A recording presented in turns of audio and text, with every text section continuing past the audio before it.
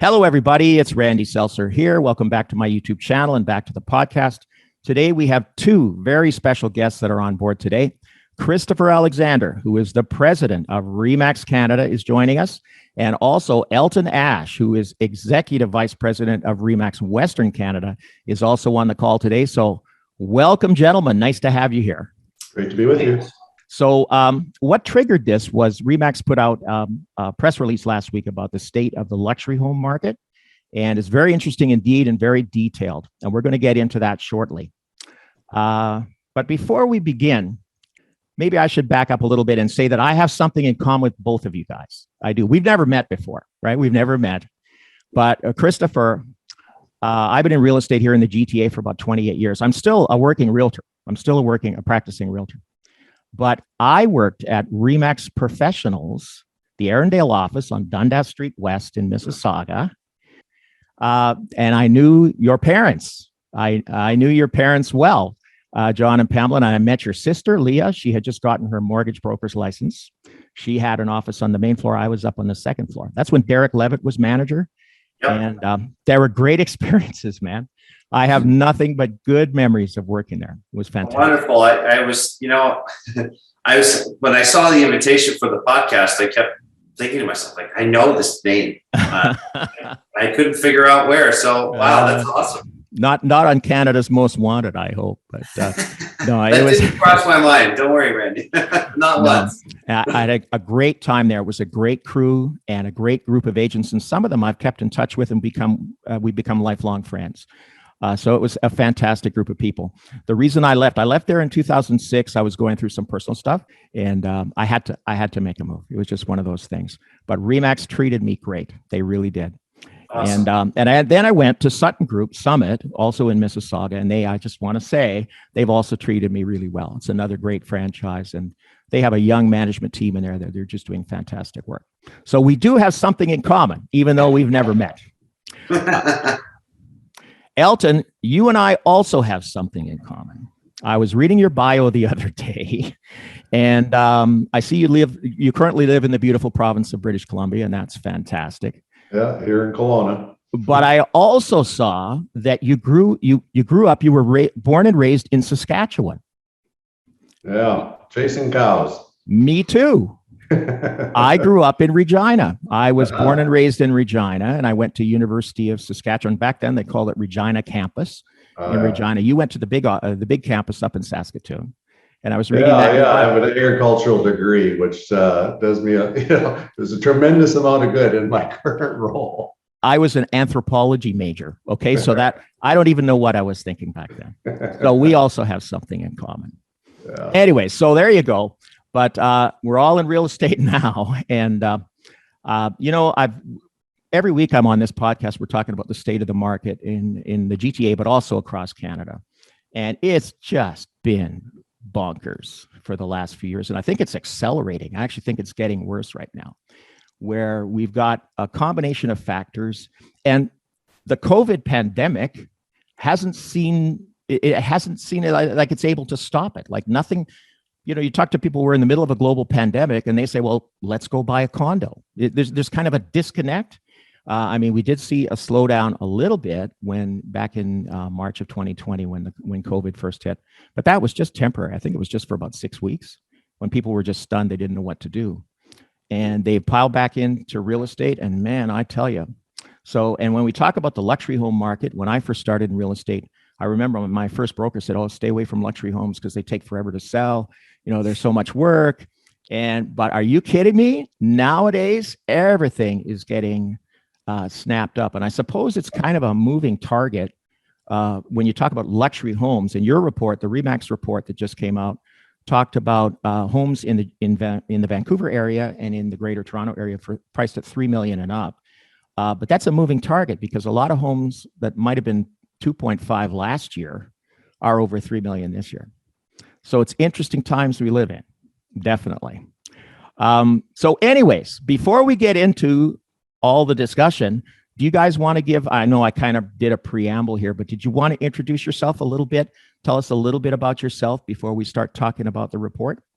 Sure. Elton, you want to, after you, buddy. Not to put you on the spot. I've been in the real estate industry for over 40 years now. Initially licensed in Saskatoon, as mentioned, where I went to university, and joined Remax in 1984. When what's a Remax? No one had ever heard of us. There was only 185 sales associates in all of Western Canada at that time, and 7 offices. And here we are today in Western Canada with 276 offices and 6,500 sales associates, and 33% market share regionally. And then with owning an office, being a broker owner previously, and then moving to the corporate side of things back in '94, and been at all facets of the industry. It's been very interesting and been a tremendous career. And something I've really enjoyed. So yeah. That's great. That's great. 1984, man. I got my license in 93 and started full time in 94. So you got me beat big time. Well, it's interesting, Randy, because I remember going to my first board annual meeting, and I was like 25 years old. And there's these old guys getting lifetime memberships of 25 years they've been licensed. And then I thought, man, those guys are old. They're in their late 50s or 60s. Jurassic Park. God, yeah. Now I'm one of those old guys. Oh, you're not so old. Let me tell you. But there are differences today in the industry itself and the technology. When I tell young agents, especially, and I used to tell them, but not so much anymore.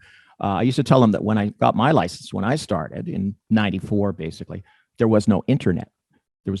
So they look at me like I'm some kind of freak from the past. They can't even conceive of there not being an internet. But I digress. So that's great, Elton. Christopher? Okay, so Elton's out in Kelowna. I know you're here in the GTA. Yep, I'm sitting in Mississauga. I live in Toronto. Okay. Okay. And Elton, sorry to date you again, buddy, but you've been with Remax longer than I've been alive. Oh, no. Here we go. But our tenure is technically almost the same, considering my family's history with the brand. I've been a licensed realtor since 2010, so celebrating 10 years or 12 years exactly. And that's a big accomplishment too. Believe me, 12 years in this industry. But you did grow up in it for sure. Well, Randy, I mean, I worked at that office you used to work at since I was 13, doing different jobs. Started out cleaning offices, did the front desk, and did some accounting, and all kinds of different positions. And then there was a time in my life where I didn't want anything to do with real estate until I got to university and realized I didn't really like school very much, but wanted to earn a good living. And coincidentally, the family was involved in one of the very few industries where, even with limited education, you can build an incredible career and life for yourself. And I did finish school, but it was an avenue that I felt kind of natural, and started selling real estate, got involved in the family brokerage on the management side a little bit. And then in 2014, there was an opportunity to come to the region and sell franchises. I thought I really liked selling real estate until I came to the regional operations and started selling franchises. I really found what I love to do. I mean, just the overall, meeting different business owners, getting to know the different brands, the strategy behind regional operations and franchising. I just really felt a lot more excited coming to work every day. And then it just kind of evolved. And then Remax headquarters bought us out, the family business in Ontario Atlantic and in the US. Okay. And so Elton and I, who worked together, often for years. I mean, always trying to have a Canadian strategy. And now it's just official, and it's been a really, really great ride. So, well, congratulations on being named president. That's a fantastic achievement. It really is. Fantastic. Thanks, Brady. Well, and certainly from my point of view, as I mentioned, 40 plus years experience, this integration, the bringing together of the two regions, so Remax Integra, Ontario, Atlantic Canada, and Remax Western Canada, has really provided the brand and our membership with some tremendous advantages now. And the big one is that Chris's youth and enthusiasm, but his basic understanding of the business. Right. And where we have to transition, just as any business transitions, if you don't remain current, no matter what industry or profession or business that you're in, you will be going backwards. You always have to remain relevant, and you have to remain current. I mean, we can talk hours about technology and how, as you mentioned, the business is so different now than it was when we started. And so what this has really brought about with Christopher's leadership now is really rejuvenating the brand, as we've always been. We were the original disruptor in the business back in the 80s and 90s. I believe so. And now we're continuing that philosophy and theme as well. And you still got the best branding. I shouldn't say this being a Sutton person, but those balloons, man, those guys, whoever thought that, I know it came from the US, but those balloons are still the best branding, I think, in the industry. There's no question about it. Thanks, Randy. We agree with you on that one. I'm sure. Yeah. Mind you, Sutton is fantastic. Well, anyways, we got into that. But so guys, Elton, you're out in Kelowna, and Christopher, you're here in the GTA. What is going on with the Canadian real estate market? I mean, I've been in a long time, but I have never seen anything like what we're seeing today. And I often tell people my only regret in my career is not buying more real estate back when it was cheap, relatively cheap. We didn't think so at the time, but nobody knew. Nobody could see the kind of frenzy that is going on. And I don't think it's just Canada, although we're right near the top, but a lot of places, certain cities in the US, like, Austin and New York City, but all around the world, house prices are going through the roof, and nowhere more so than here in Canada. Well, yeah, as you mentioned, it's worldwide, but for the first time in Canadian history, and this is completely unprecedented, and that's an overused adjective these days, is that it is truly a national marketplace that's having the same experience. Yep. I mean, it's always been where the Rocky Mountains divided it in Western Canada, or the Maritimes were different from Central Canada, or Quebec was doing its own thing. Well, Quebec still does its own thing. We know that. God bless them. God bless them. But completely national market now. Yeah. No, I believe that. And my daughter lives out in Vancouver. She's in North Vancouver. So she keeps me up to date on the Vancouver house prices out there. And they're just as extreme as they are here in the GTA. But you're absolutely right. There's so many different things. It's a very complex situation. One of the things that we've talked about on my podcast is that there is a net migration out of the GTA, even though the population is booming. There are a lot of people that have decided that they just can't afford it.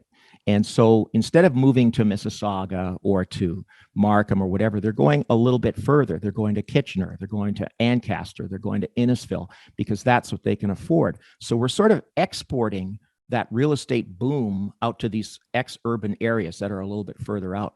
But then you read about, sorry, go ahead, Chris. Well, things have traditionally, certainly in Ontario, things spilled out of the GTA for years. It's just, gasoline has been thrown on that fire in a big way. Oh, yeah. And, to go back to your original question about what's happening in Canada, it's been this perfect storm over the last, 2 years, and even a little bit beyond that has led to this. And you have to even roll the tape back to 2017 when the Fair Housing Plan was introduced. The backlog that created and pent-up demand, coupled with a pandemic that stopped a market that was, roaring ahead and on pace for a record year, and then it all compounded when the marketplace opened up again in May 2020. You had all the pent-up demand from years, plus all the people that bought and needed to sell, or sold and needed to buy in a record-setting quarter. And it was off to the races. And then entertainment disappeared. And so people have been focused on two things: COVID and real estate. Yeah, it seems to And be. it's been this obsession, and then you've got people like, oh my God, I got to get in now, or I'm not going to be able to get in ever. And Yep. there's some of that hype, which I think is a challenge for us. You've got immigration, you've got a housing supply constraint. So basically, everything that could have put fuel on the fire, every piece of fuel that could be put on the fire, was all dumped in at one time, and now we're sitting in this very, very ultra competitive marketplace with no real end in sight because of our supply challenges. There was an article in the Toronto Star. I didn't even read it. It was just like a day or two ago. It said there was a house in Toronto that had 100 offers on it. I read the headline and I didn't bother to read the article because that's you're into the twilight zone. Like what? You need software to manage some kind of massive chart to keep track of who offered what. 100 offers on one house. I think it was in Leaside. Unbelievable. So I agree with you 100%. I think the one other thing is also the ultra low interest rates that we have today, where, although they are creeping up a little bit, the Bank of Canada was supposed to make an announcement, I think it was yesterday, and they've decided to keep it as is for now, but I believe they're going to creep up a little bit more. But they're still very low rates. I mean, my first mortgage, I think, was 14.5%, and I thought I had a great deal. And now, people are getting variables at like 1.5%, and now it's a little bit over 2 now for fixed, but it's still pretty cheap money, if you're going out to buy. So, but you're absolutely right, Christopher. It's a perfect storm. It really is. Immigration is huge.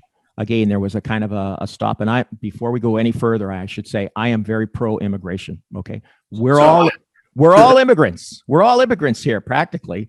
And so I think Canada's a big country. It's huge, and it's mostly empty. But so we got lots of room for more people. And so I'm very much pro-immigration. But there was a slowdown a little bit when COVID first hit. Again, a lot of the flights were canceled. People just couldn't physically get here.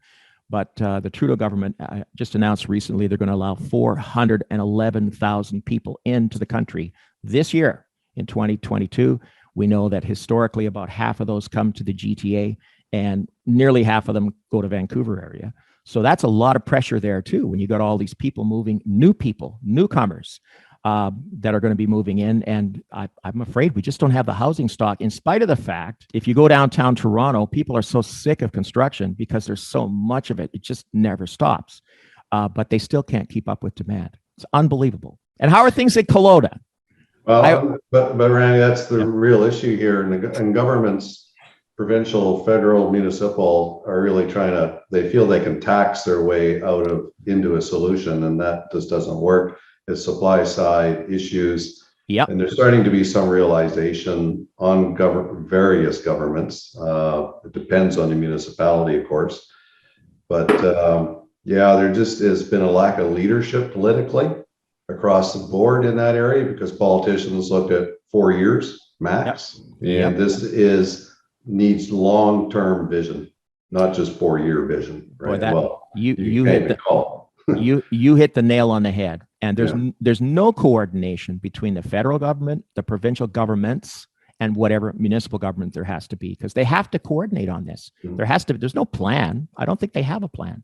There needs, in addition to everything you guys mentioned, there some short-term solutions that are supply-based are going to be very difficult to achieve because it takes a while to build homes. But finding ways to attract Canadians to other places not named Toronto or Vancouver could be a short-term Band-Aid solution. But recently the Ford government did announce that he did assemble a task force between the province and the municipalities. I mean, is it too little too late? I hope not.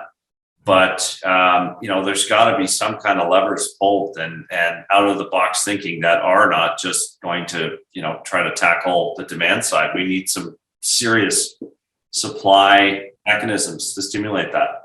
They've been attacking the demand side by making it more, with things like the stress test, making it difficult for people to qualify, bringing on new taxes. I mean, some of the taxes are quite onerous, blaming foreign buyers. And I don't know about Vancouver, but here I don't think foreign buyers are a huge factor.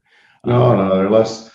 Statistically, it's less than 2%. Yeah. Actually, So they're really a non-entity, but they're an easy political target. So right on. that's where it goes. But we look like back in 1978, the federal government introduced the MERB program, for those of us who've been around a while, which was purely a tax incentive program to stimulate multifamily development right at the time. And yeah, there was issues around the way that got administered, but nevertheless, the thought was there. And so there has to be that type of thing where you're providing real tax incentives, and at the federal level, provincial level, and then the municipalities are quickening the approval process and going on with that. But then, to be fair, they have to do the neighborhood consultation, and of course the neighbors all say, not in my backyard. That's right. So that's right. Yeah, it's complex. And Christopher, you mentioned an interesting point a minute ago about it's a big country, and maybe there should be some incentive for people to move to other parts of the country other than the GTA or Vancouver. And I get that, I do, but it is still a free country. It's hard to say, well, okay, we'll let you in, but you got to move to Saskatchewan. My God bless Saskatchewan. But maybe they don't want to go there. Maybe they feel that the future would be best for them in a larger city where there's better job prospects. And I don't even know. Probably Saskatchewan's turned itself completely around. It's probably booming right now. That's why. Those two centers, and Montreal too has such a big draw. Is all the economic opportunities, but it's also really unaffordable, and that's why I say incentivize, right? Mm-hmm. It's like, yeah, you move wherever you want, but if you move to Regina, we're going to give you a tax break, or we're going to give you, part of your down payment, or some other way to encourage people to move, because the only way those cities are going to accelerate their growth and potentially take some pressure off and provide the economic opportunities that other large cities provide is to grow their population base.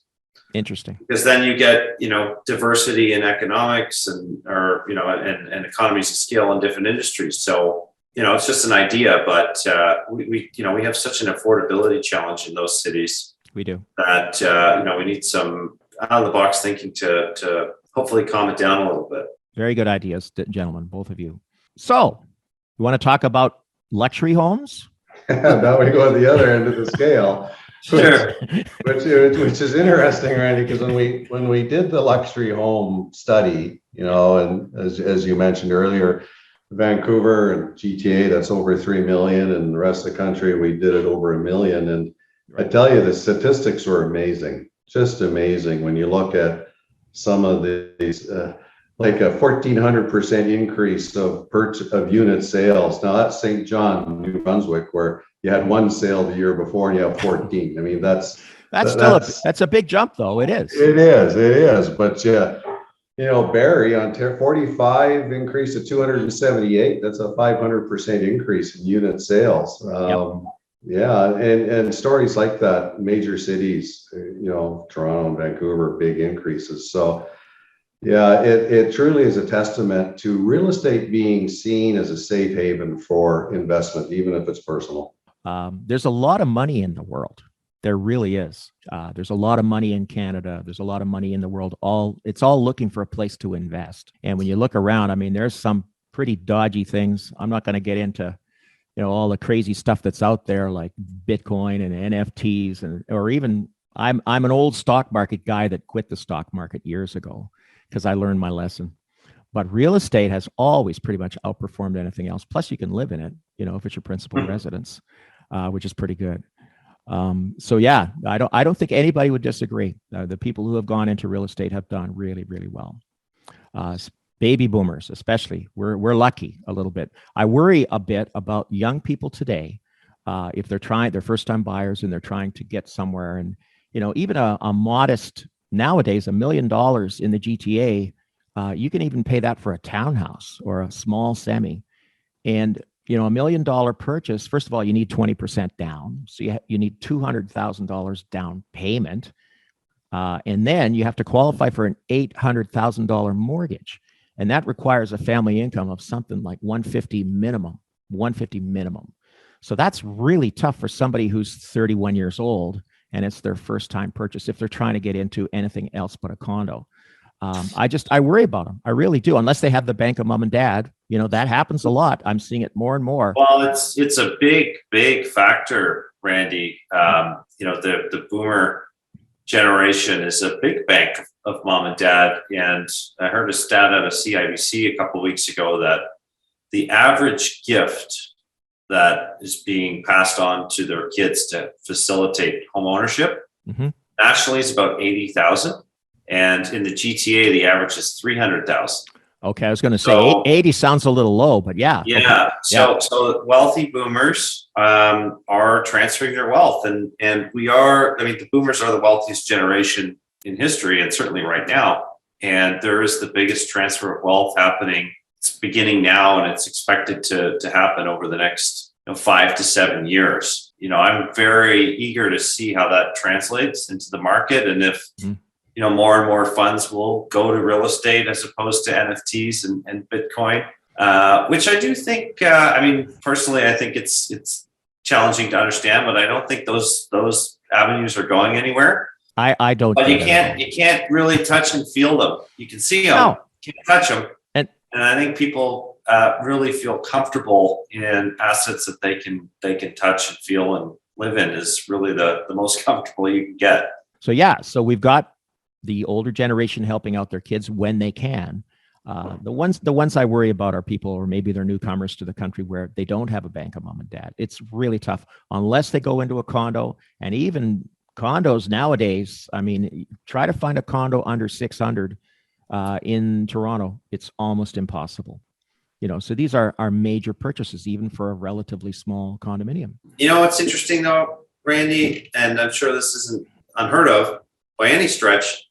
I bought my first home, which was a condo, in 2011. I sold it in 2015 for a slight loss. Oh, okay. And right before the market went gangbusters for condos. So I think it's really important to point out that despite the headlines and the incredible ride the market's been on, there's natural ebbs and flows, even in provinces like Ontario and British Columbia that have seen such consistently good markets. What we're experiencing in this moment of time is not going to last forever. So I think it's important for the listeners to hear that. Yeah, everything is cyclical, and patience is the key, and not allowing oneself to be drawn into the excitement. And that's really difficult, whether that's the stock market, immediate rise, or conversely a crash and everyone then sells, which is exactly the wrong time to do it, right? Naturally. But after the crash. Yeah. You get drawn into the emotion. Yeah. And so it's really difficult. If you're in the market, it's a relative situation, right? You're selling, you're buying, whatever the spread is between what you're doing, it's just relative.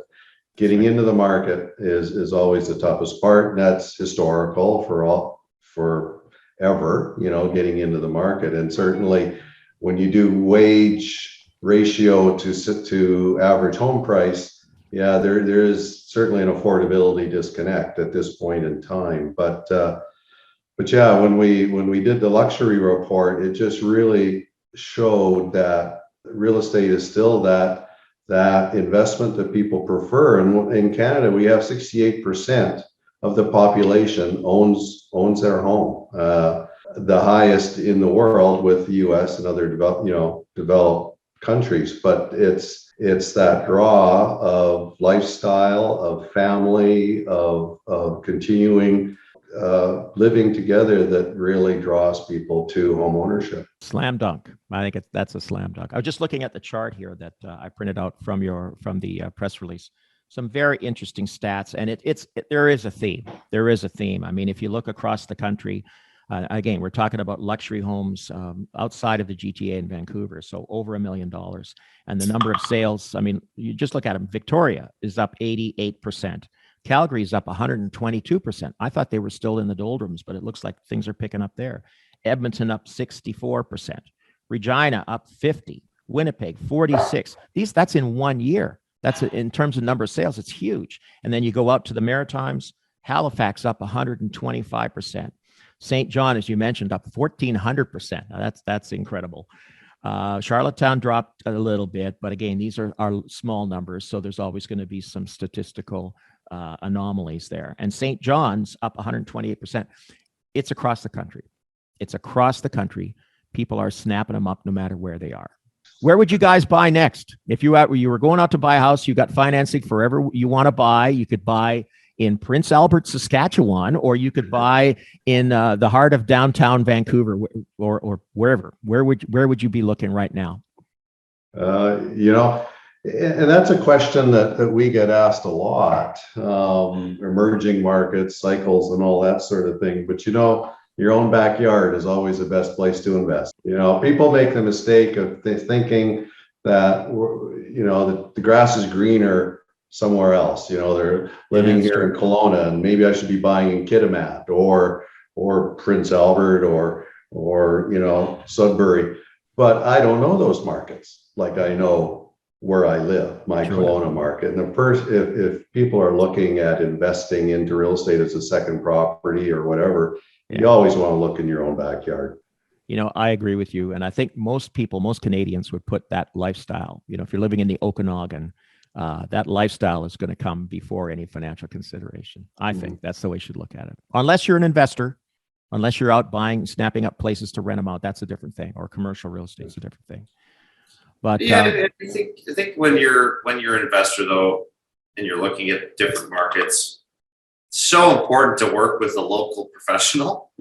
Agreed. I mean, I see this trend I actually own a brokerage with my sister in Muskoka and Halliburton, and we see so many agents coming from all over the province to sell, their clients' properties up there. And the amount of stuff that they miss because they don't know the local market, prices that they pay or that they list at, it's madness. And I think, you're doing yourself a disservice by not working with a local expert, especially when it comes to investing, because, they've got not only anybody can access the data, but unless you're working with somebody that's been in the market consistently and has seen a lot of property and has sold a lot of property with different nuances, your opportunity for, mistakes is just increases, with the less, local knowledge you have. So, my advice in those situations is use a local professional as much as you can. What's the name of the office up in Muskoka?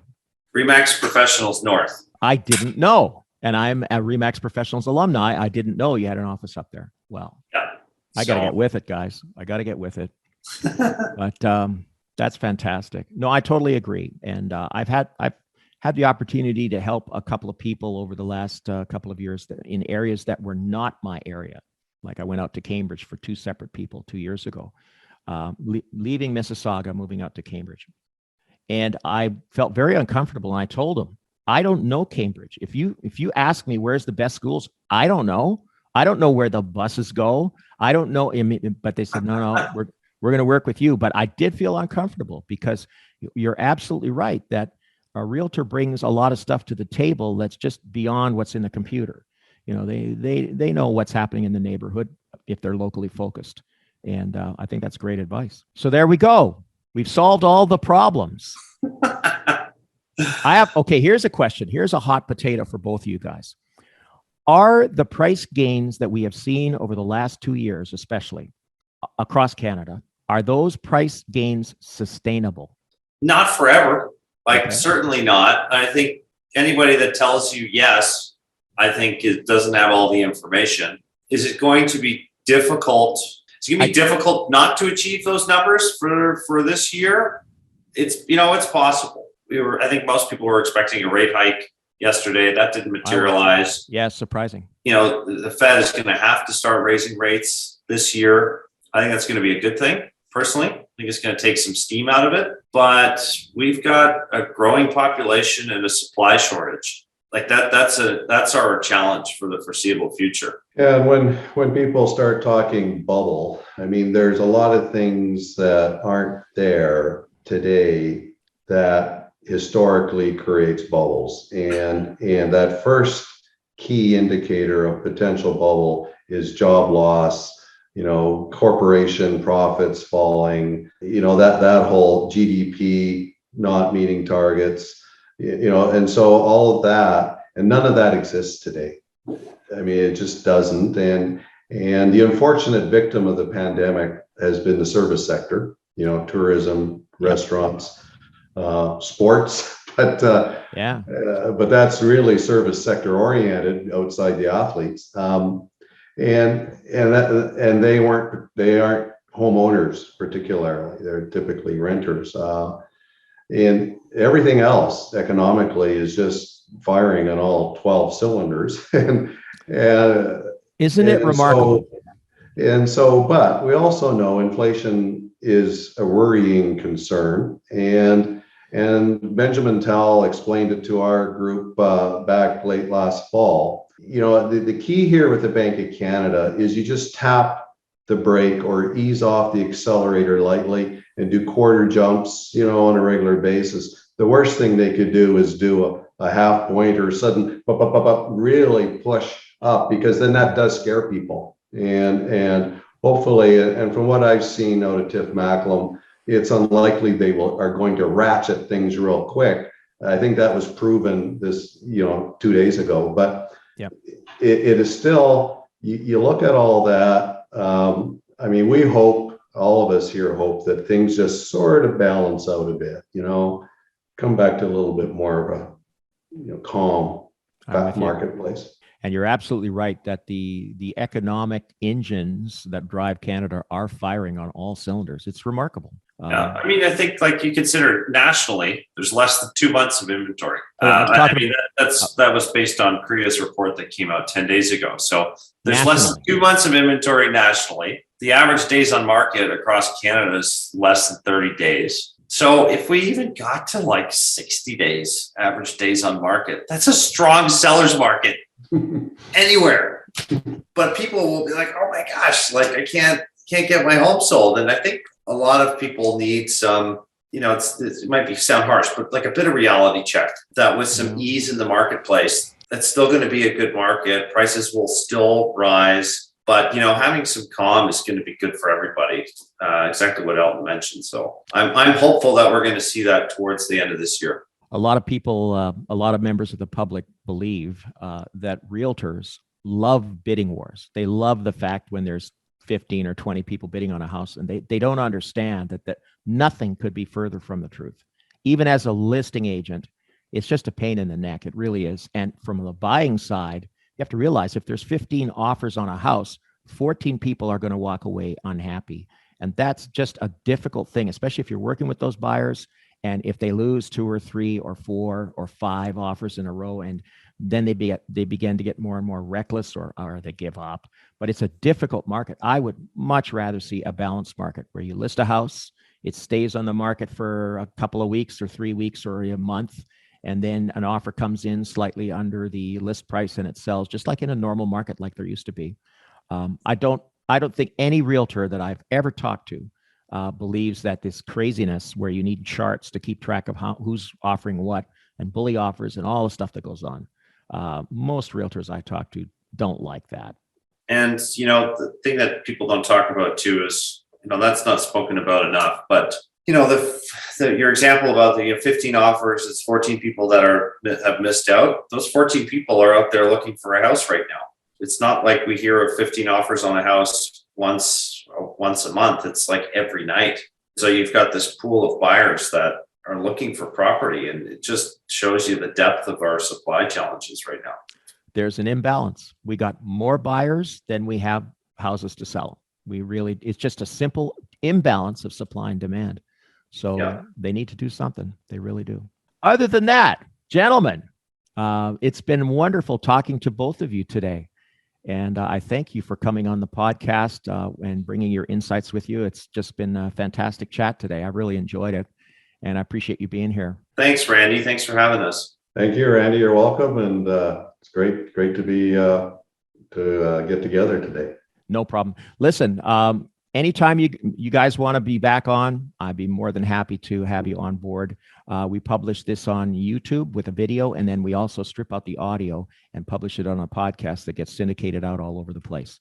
And so, and the readership and viewership is really growing. So I'm sure this one is going to be a home run. A lot of people are going to want to listen in. And I know both you guys are super busy. So I appreciate you being here today. I really do. So thanks. Okay, Christopher and Elton.